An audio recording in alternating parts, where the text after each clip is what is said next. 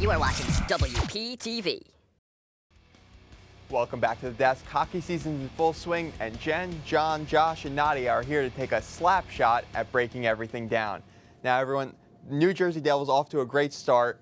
They were 4-0 going into yesterday, lost, but their success hinges on Kyle Palmieri. Let's take a look at some of his stats so far this year. Jen, we'll start with you.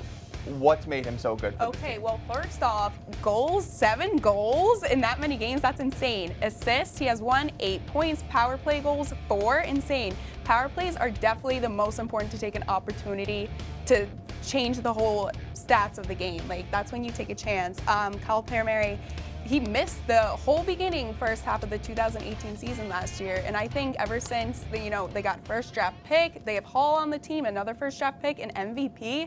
I think he's ready to make his mark and contribute to the team. John? I would have to agree with Jen. Heischer and Hall can't do it all. So the power play production is really the mainstay for what the Devils are doing. You need to capitalize on the man advantage, and you can't do everything on 5-on-5. So I would have to agree with the power play production is the main point for what the Devils are doing right now. Any other factors in the Devils' success right now, Josh? Well, definitely Keith Kincaid is one of the major reasons. He's been the only goalie that's been starting for the Devils in the first 5 games, and they haven't played a road game yet, but they don't have a backup. I'm sorry to disappoint you, Jen, but this is not going to last. I'm on the same page with they you. have Eddie Lack as a backup. Corey Schneider is hurt. I know. There's not going to be this much excitement for the Devils. And he's definitely not coming back soon. Snyder's definitely not coming back soon. No, absolutely not. He's got a bit more recovery time, and I hate to apologize, but Kyle Palmieri is not going to last. This is just a fluke for him. No way. Out. No, he's Are ready. You serious he's right now? ready for this season. You really think he's going to put up high career points this year? He's not that he's competing with his teammates, but he has to hold his position. All these new players are coming in, all these young players, and not that he's old, but he certainly is a veteran on the team. He's going to hold his spot and make sure he holds it, and he's definitely proving himself. Don't get me wrong, he is a consistent player, but it's not going to be as consistent as you think, because you still have Taylor Hall and Nico Heischer. Those guys are going to just sweep away Kyle Palmieri, and then everyone's going to be like, Kyle Palmieri, that old guy again. They're going to make an amazing trio. I feel it. Okay. Nadia? I definitely agree. I think Keith Kincaid has just been phenomenal. He already has 2 shutouts, which is already beating his NHL career high from the 15-16 season. To bounce off, I mean, Taylor Hall has also been keeping up with Kyle Palmieri, so I think he'll definitely pick up some of the slack that kind of falls through. I mean, overall, their dynamic is pretty spot on. They have huge scoring opportunities. They're picking up on it, and, I mean, they're kind of doing everything right. Now, Rangers on the other side of the ice. Tough loss to the Capitals in overtime on Wednesday. They sit at 2-4-1. Let's take a look at some highlights from that Capitals game. They're in a tough division. What's kept them so competitive? Without a doubt, it has to be David Quinn. I mean, David Quinn gets into these players' mindsets, and he knows exactly what they want. For example, David Quinn, let's just take a look right now. The New York Rangers have played so well and so competitive because David Quinn sits these players when they're not doing well. And that's what I look forward in a coach. He gets into their ear, he yells at them when they make their mistakes. For example, Shattenkirk. Shattenkirk was doing awful. I mean, he got hurt last season.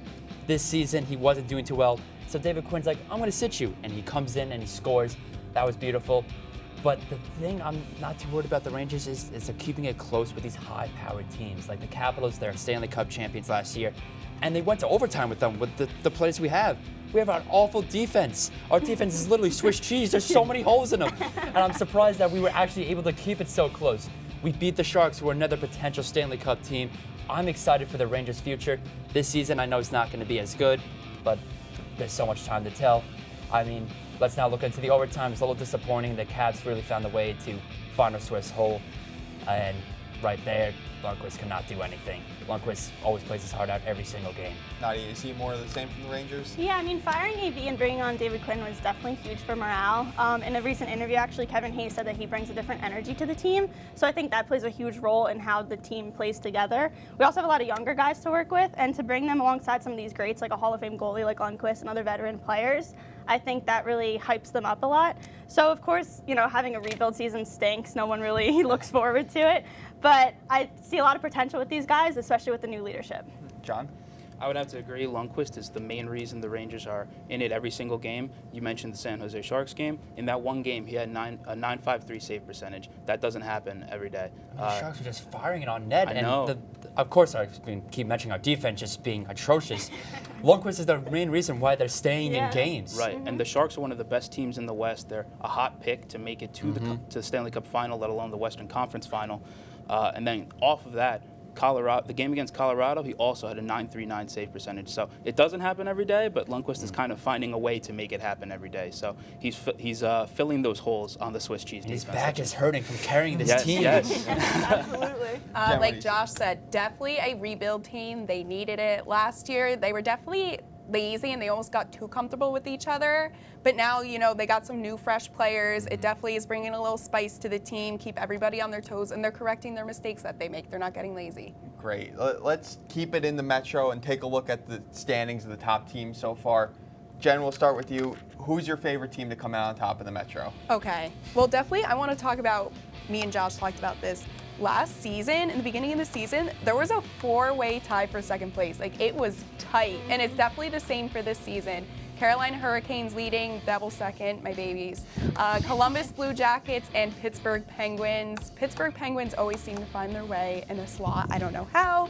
Just don't go away. I know, it's I'm so tired of the annoying. Penguins. But I have the Devils coming off up top. Wait, hold on a second. Here we go. I'm having a heart attack right now. The Devils are coming in on top with what? Tell me how.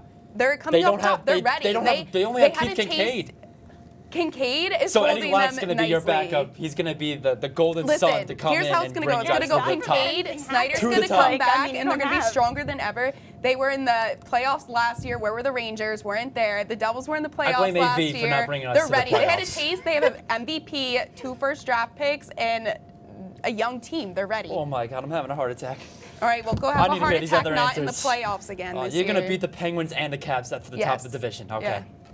John, who do you have winning? I have a much bolder choice. I'm getting out of the top 4 right now. I'm going to pick the Flyers to win the division. wow. Now, it sounds crazy. They're giving up a ton of goals, this. but Oh my God. but Let's hear it. everybody. Oh. So Somebody help me. So the Devils are playing a great team game, right? Right. That can't stay for the whole 82 game spread with the roster they have.